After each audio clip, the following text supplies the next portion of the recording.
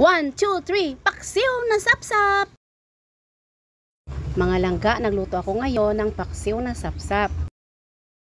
Buti na lang at nagustuhan ng mga bata. Alam niyo ba kung paano kilalanin ang sariwang isda? Dapat po ang kaliskis niya ay makintab. Malinaw ang mga mata at mahigpit ang laman.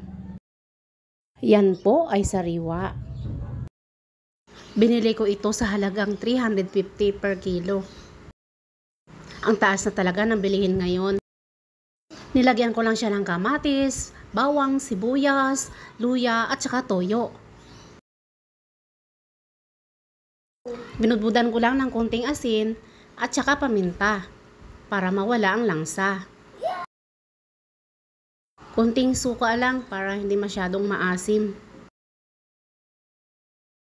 At saka niluto. At pagbukas ko, luto na. Ganun lang po siya kadaling lutuin. Ayan na po at luto na ang ating paksiw na isda o adobong isda.